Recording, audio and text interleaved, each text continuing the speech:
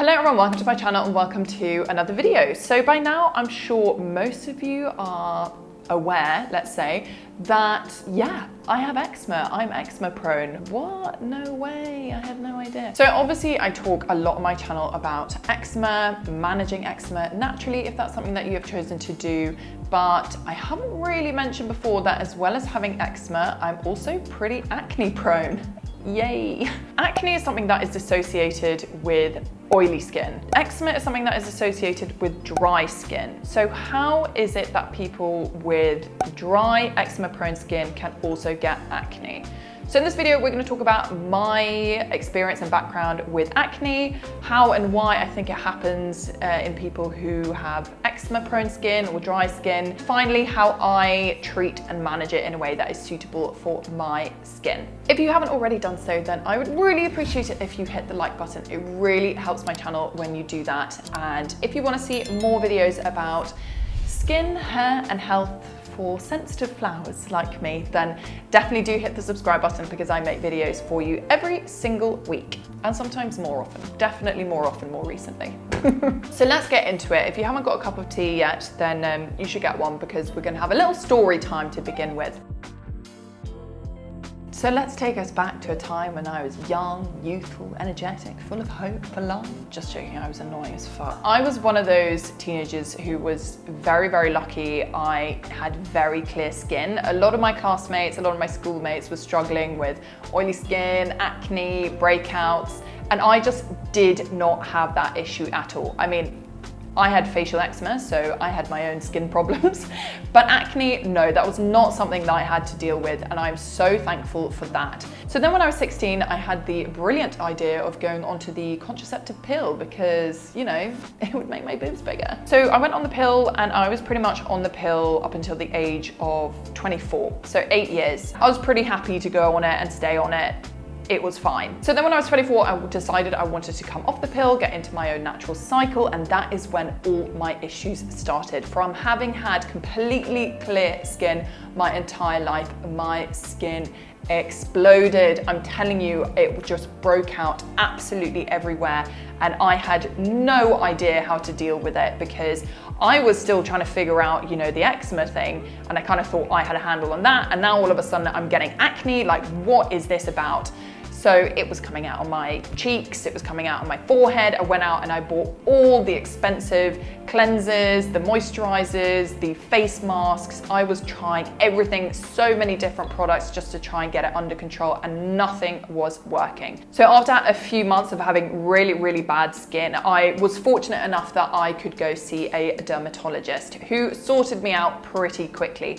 He prescribed me oral antibiotics. I got something called Differin Gel, a pretty strong vitamin A cream, as well as the Effaclar Duo cleanser and moisturizer, and of course, get back on the pill.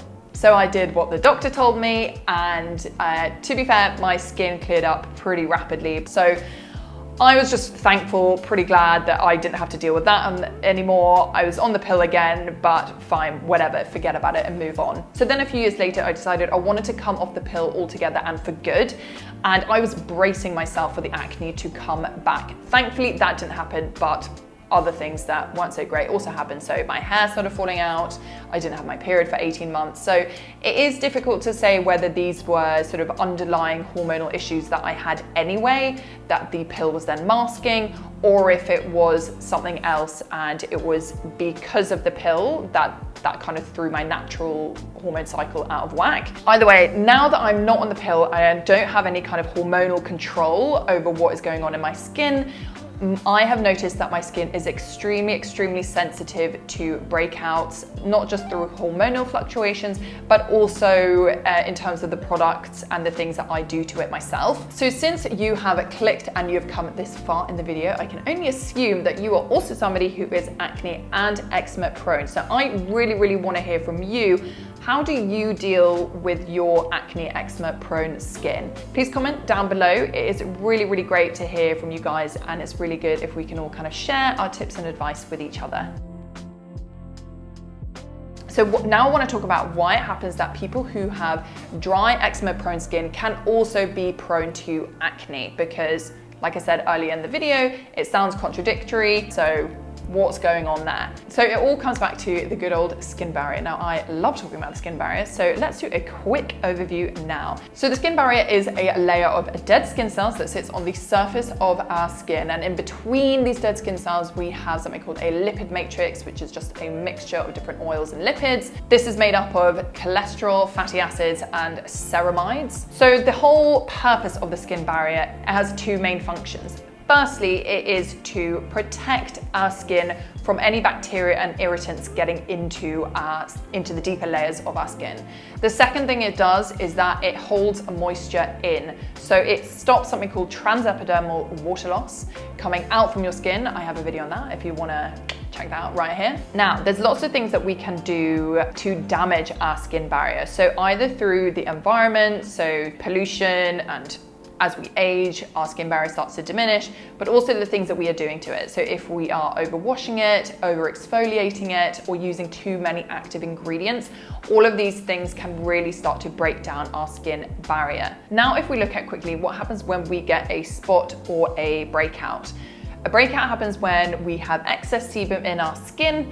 That then starts to clog our pores or our hair follicles. When bacteria gets into that, it gets infected, and that is when we start to see a pimple come out. When you squeeze that spot and that white stuff comes out, and don't pretend like you don't love doing that, even though you shouldn't, it's really bad for your skin. That is the sign that an infection has been there and it has been fought off, and that is just the gunk that comes out as a result of fighting that infection. So if you're someone like me and you have eczema prone skin or you have naturally dry skin, it means that you have a naturally slightly weaker skin barrier. Personally, I actually think that we have a barrier dysfunction throughout our body, so not just in our skin barrier, but I also think that that extends to our gut lining. Sometimes people who have asthma and their kind of lung linings, that's just a theory of mine, but kind of makes sense, don't you think? So we have to be really, really careful about the way that we are managing our skin and what products we are using on it. So let me now give you an example of what not to do if you have a skin type like mine. So a few weeks ago, when I pretty much first arrived here in Singapore, so my skin was already trying to adapt to the new climate. You know, it's very hot and very sweaty, and I was using lots of different products. I was also over exfoliating with this new skincare exfoliation brush that I was using, as well as using very, very heavy creams at night. These three things for me are an absolute recipe for disaster, and my skin was really pretty bad. So I will put some photos up of what my skin looked like at that time right here. Now, I didn't actually take that many photos of when my skin was at its worst. So some of you might say, oh my God, that's not even that bad, but I mean, guys, it's not a competition, okay?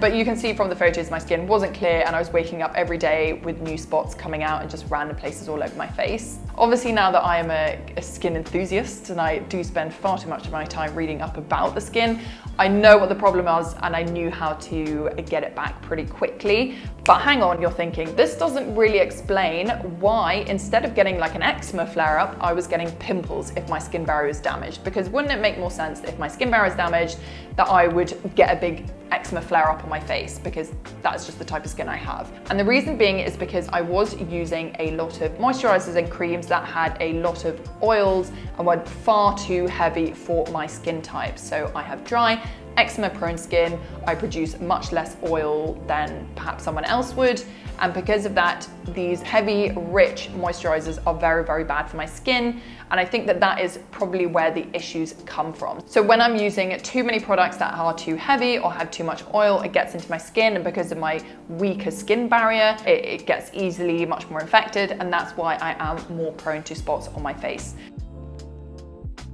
So what is the best way that we can treat and manage our skin if you are someone like me who has dry, eczema-prone skin but is also quite prone to acne and can be very sensitive to different types of products? So I'm not going to give you my full updated skincare routine here. I think that would make this video far too long, and I'm sure you guys are switched off by now already. But if you're still here, you're still stuck with me, then well done. I'm now going to give you my 3 key takeaways of how to manage your skin if you have a skin type like mine. So the first one is that you want to be using a very, very mild, gentle cleanser. The most gentle cleanser that you can find. There's a few different brands, and like I said, I'll go through my skincare routine in a separate video. We can talk about the different products that I've been specifically using, but there are some really, really good ones out there, and just make sure that you find a very, very nice, gentle cleanser for your skin. So the second tip that I would have, that I would recommend, is that you do not use anything too heavy or that is oil based. So that means none of these oil cleansers, it means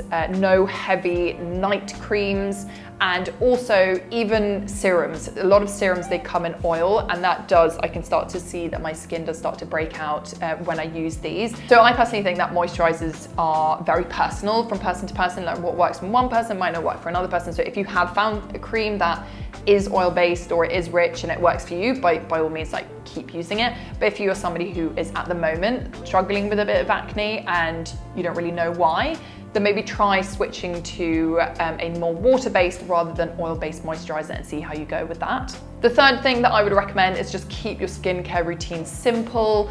Try not to use too many active ingredients at once. I think I use 3 or 4 products a day, and that is it. And I space them out morning and evening. So that is a really, really important one as well. My skin definitely gets better the less I do to it. Okay, so that was my video today. I hope you guys enjoyed it. I hope you found it interesting.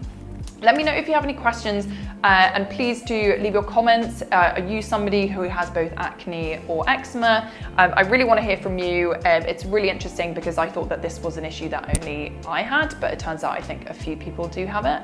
And don't forget to like, don't forget to subscribe, and I'll see you again very soon for another video. Bye.